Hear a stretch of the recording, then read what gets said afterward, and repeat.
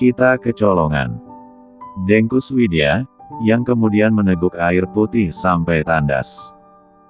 Ketika di acara arisan, salah satu temannya memberitahu pernah melihat Ayana dan seorang lelaki keluar dari kamar hotel. Setahun yang lalu. Tapi kejadian itu sudah lama. Bisa jadi itu bukan kekasihnya, ucap Prambudi. Berpikirlah positif. Mana bisa berpikiran positif jika melihat lelaki dan perempuan masuk atau keluar dari kamar hotel, sahut Widya. Prambudi beranggapan itu hanya masa lalu. Seperti halnya Radit yang pernah pacaran.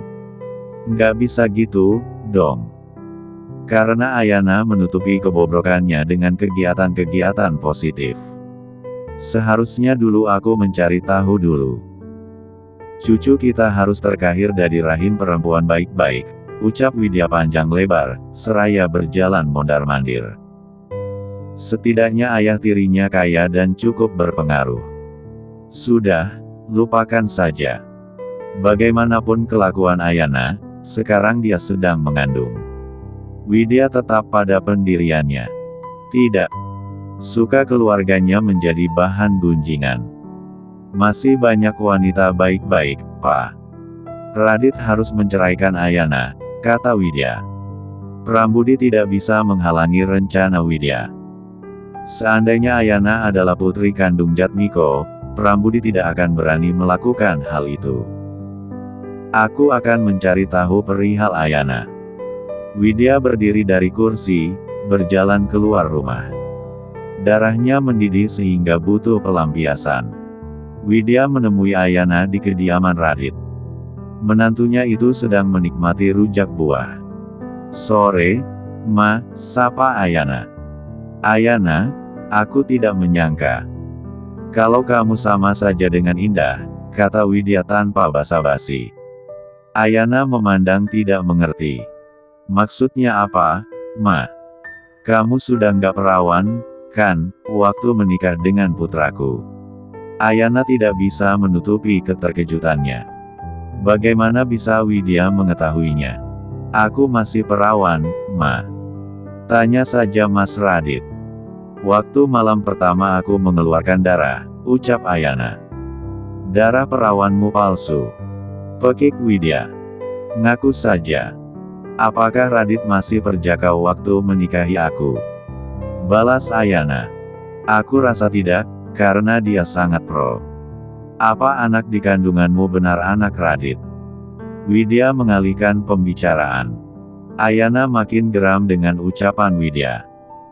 Aku ingin melakukan tes DNA untuk memastikannya, putus Widya, berlalu dari ruang makan.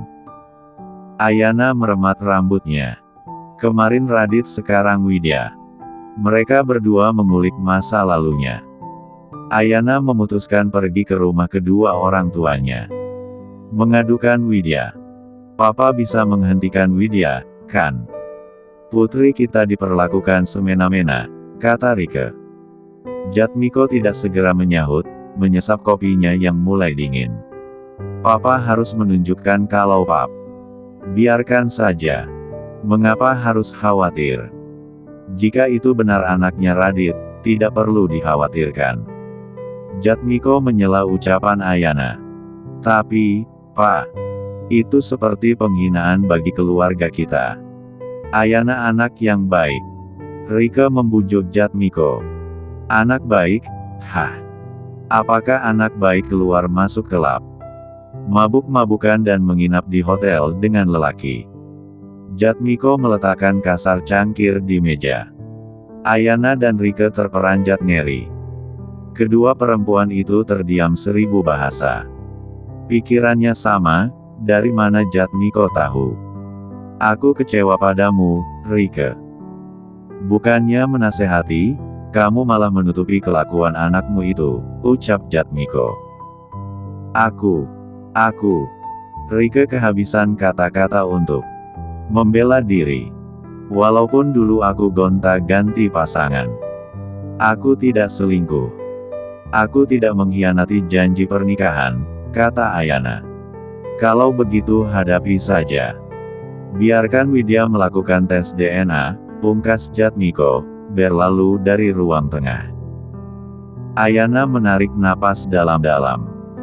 Tidak tahu apa yang harus dilakukan sekarang karena Jatmiko tidak mau menjadi garda terdepan. Kenapa jadi runyam begini? Keluh Rike. Kamu nggak aneh-aneh, kan, Ai? Ayana menatap gusar. Mama juga mencurigai aku. Bukan begitu maksud Mama. Rika menghela napas. Mama sendiri menghadapi masalah. Sudah seminggu Papa dan Mama pisah tempat tidur. Walaupun masih satu kamar. Mama tidur di sofa. Ada 2 tempat tidur, Ayana. Papamu beralasan ingin lebih leluasa. Jangan-jangan sebentar lagi Mama diceraikan. Karena Mama tidak bisa memberikan keturunan. Aku pulang dulu, percuma meminta bantuan kalian. Ayana melenggang pergi. Walaupun terlihat tenang, pikiran Ayana berkecamuk.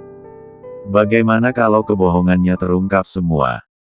Rike terperenyak mendengar ucapan Ayana.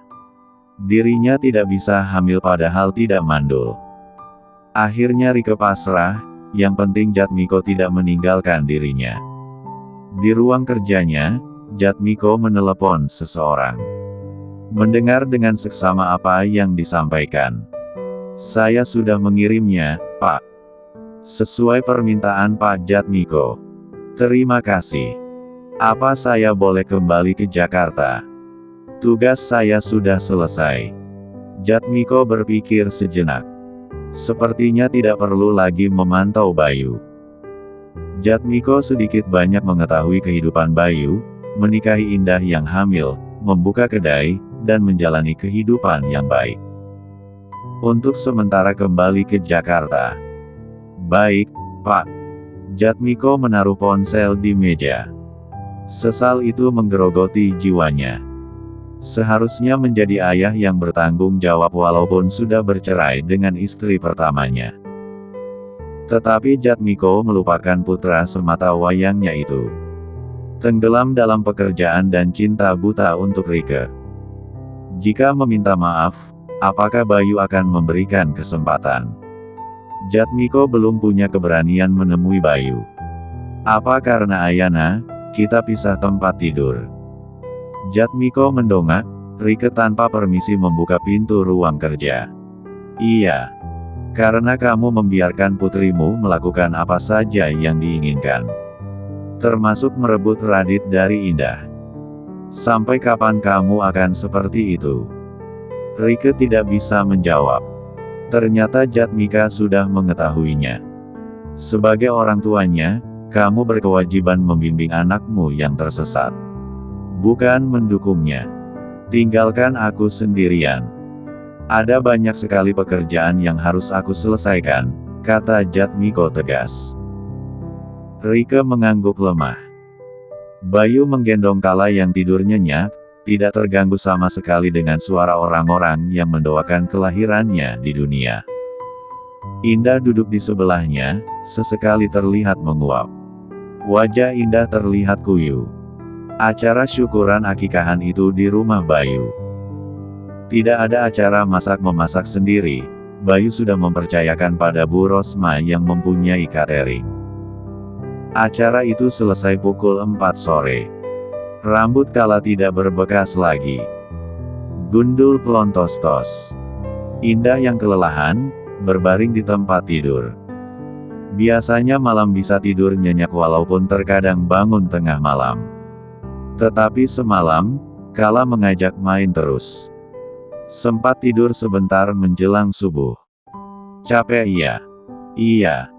Pegel semua, Ayang, keluh Indah manja. Bayu duduk di sisi tempat tidur.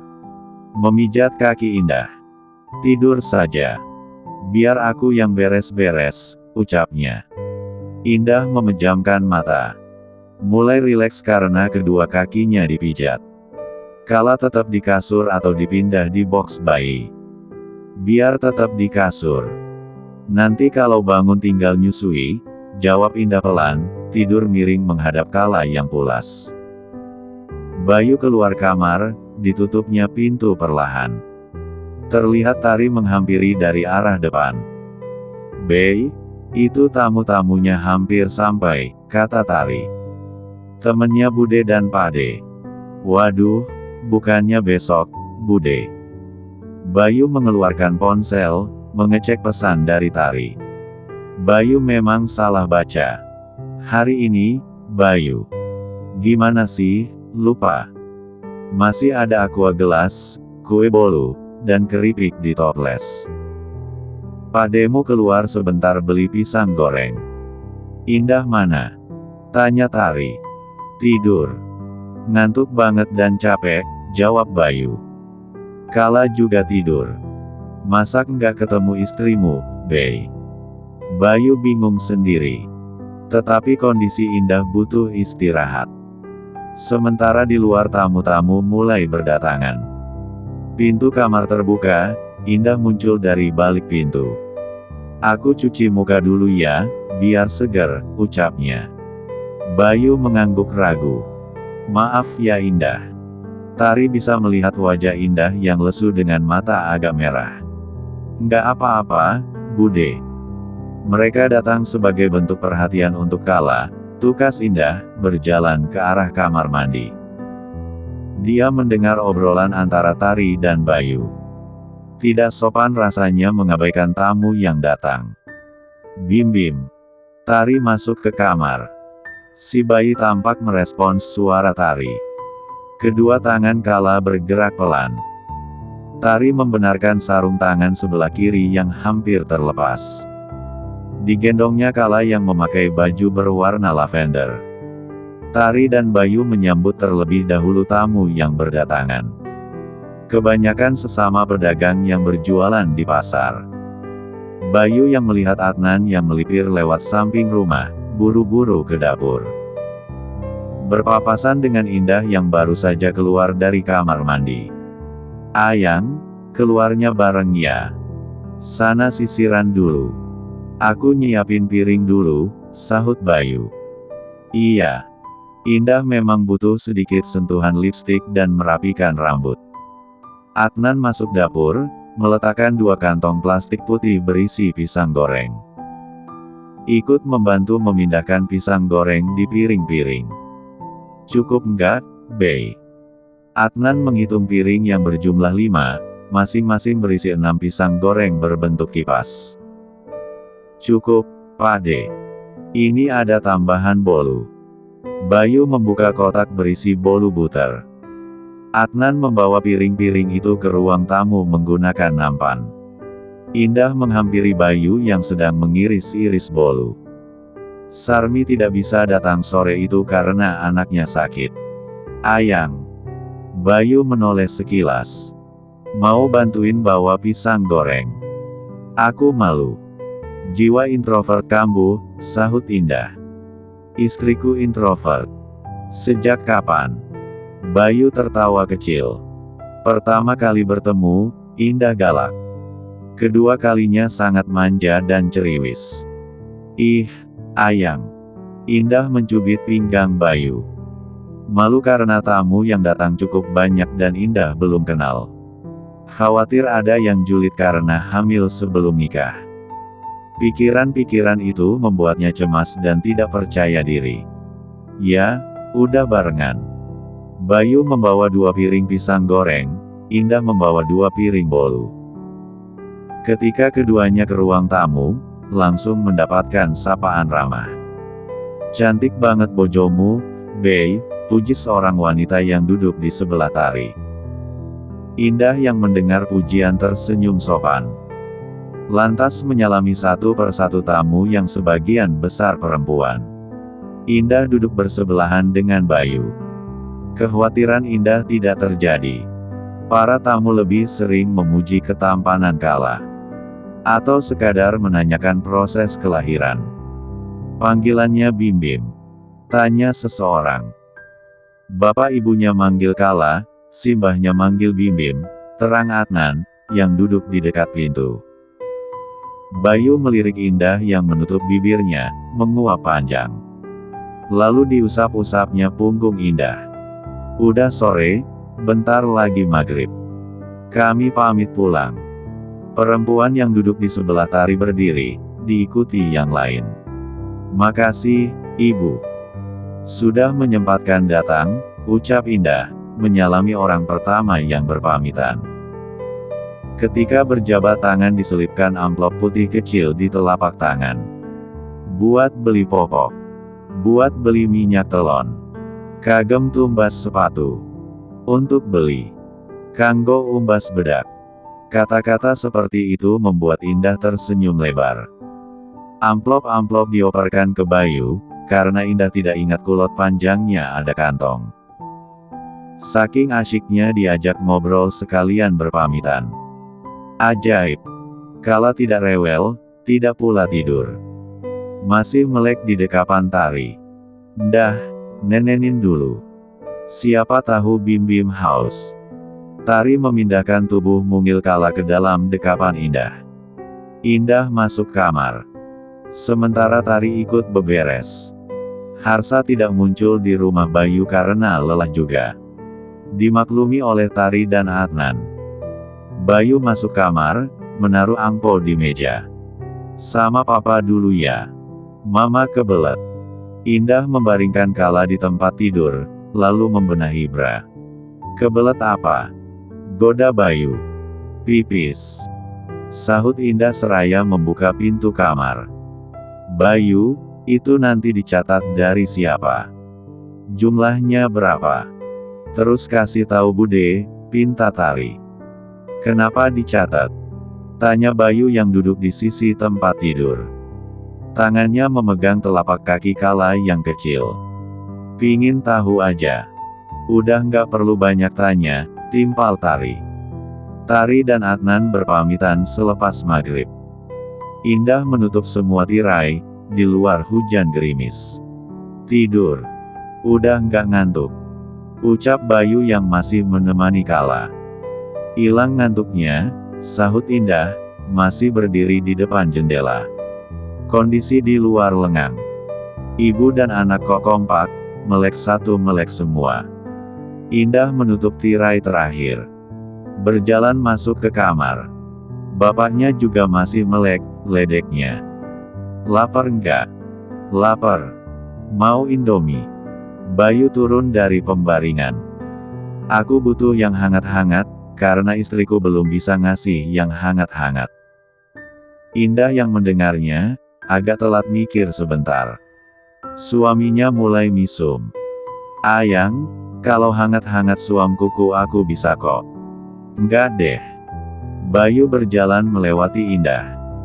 Indah menunggu di kamar, rebahan di sebelah Kala yang mulai keliyap-keliyap matanya. Merem sebentar, melek sebentar. Akhirnya pulas. Dek, mau makan di kamar. Bayu muncul di ambang pintu. Di luar aja. Indah beringsut perlahan. Supaya tidak mengganggu Kala. Tubuh Kala diselimuti dan ditutup kojong kelambu. Indah dan Bayu duduk lesehan di atas karpet, di depan televisi. Dari ruangan itu bisa memantau kamar. Satu mangkok ukuran besar untuk berdua. Udah ngecek papa? Belum. Tapi barusan nggak usah ngecek.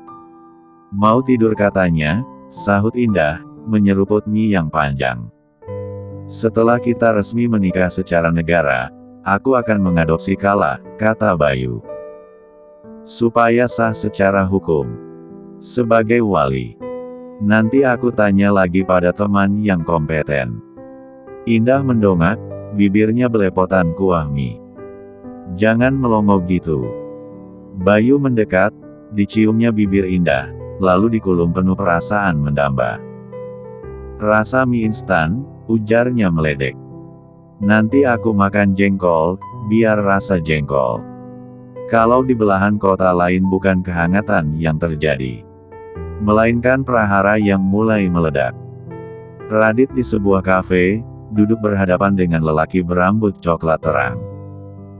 Lelaki yang cukup rupawan, namanya Jackson. Radit meminta bantuan Valentino supaya bisa bertemu Jackson. Aku harap tidak ada bogem melayang, kata Jackson. Aku janji tidak ada, aku hanya ingin mengetahui kelakuan istriku. Di masa lalu, Jackson bersedekap. Dulu, aku dan Ayana menjalin hubungan friend with benefits. Sekitar 6 bulan. Hubungan pertemanan yang melibatkan aktivitas S3K. Seval. Radit menyugar rambutnya. Kenal Indah? Tentu saja. Kadang dia yang mengantar Ayana ke apartemenku. Gadis cantik yang ceria. Setelah itu Ayana dekat dengan Aji. Kamu tahu Aji? Tidak. Hanya itu yang bisa aku kasih tahu. Aku tidak tahu kalian berdua ada masalah apa. Tolong jangan libatkan aku lagi. Jackson bangkit dari kursi. Selamat malam. Selamat malam, balas Radit, yang rahangnya mengeras. Lalu saat malam pertama Ayana pura-pura sakit saat penetrasi, apakah hanya pura-pura? Lalu bercak darah. Radit meninggalkan kafe. Mobil yang dikendarai melaju kencang menuju kediamannya. Beberapa kali Radit memukul kemudi. Selama 4 bulan menjalin hubungan dengan Indah, Radit memang tahu Ayana sebagai sahabat mantan kekasihnya itu. Hanya kenal biasa dan sangat jarang bertemu. Indah tidak menceritakan dengan detail tentang Ayana. Indah hanya menceritakan Ayana aktif di kegiatan sosial. Kuliah di universitas terkenal. Anak orang kaya. Indah tidak pernah menjelekkan Ayana. Tidak mengatakan Ayana terlibat friend with benefits. Sosok Ayana cukup positif dengan kegiatan-kegiatannya. Radit tidak pernah mendengar skandal yang menimpa Ayana. Beda dengan Indah yang suka keluyuran dan sering bolos kuliah. Ayana datang 2 hari sebelum Indah mengaku hamil. Ayana mengatakan kalau Indah sering menerima tamu lelaki di apartemen. Indah sok jual mahal di awal hubungan. Radit yang terlanjur jatuh hati merasa kecewa. Kecewa dan marah, tetapi Radit memutuskan tetap bersama Indah untuk kebutuhan batin saja. Yang kemudian Radit mendapatkan kejutan, yakni kehamilan. Radit yang teringat ucapan Ayana, langsung menolak mentah-mentah dan tidak mengakui janin di kandungan Indah. Radit tidak mau bertanggung jawab karena berpikiran bukan hanya dirinya yang meniduri tubuh Indah. Goblok-goblok. Radit mengumpat. Kaca mobil menjadi sasaran. Dan, mobilnya sempat oleng, hampir menabrak pembatas jalan. Radit mengerem mobil, suara-suara klakson terdengar bersahutan. Para pengguna jalan tidak sabaran karena mobil Radit menyebabkan kemacetan. Radit kembali melajukan kendaraannya. Rasa emosional menguasai dirinya. Marah pada Ayana, dan penyesalan untuk Indah. Hancur sehancurnya. Radit tiba di kediamannya, bergegas masuk rumah. Berteriak kencang memanggil Ayana. 2 asisten rumah tangga yang mendengarnya sangat ketakutan. Selain suara yang bagai petir, wajah sang majikan sangat mengerikan. Ayana. Radit meniti anak tangga. Ayana. Ayana yang muntah-muntah di kamar mandi mengabaikan panggilan Radit. Terlalu lemah untuk sekadar menjawab.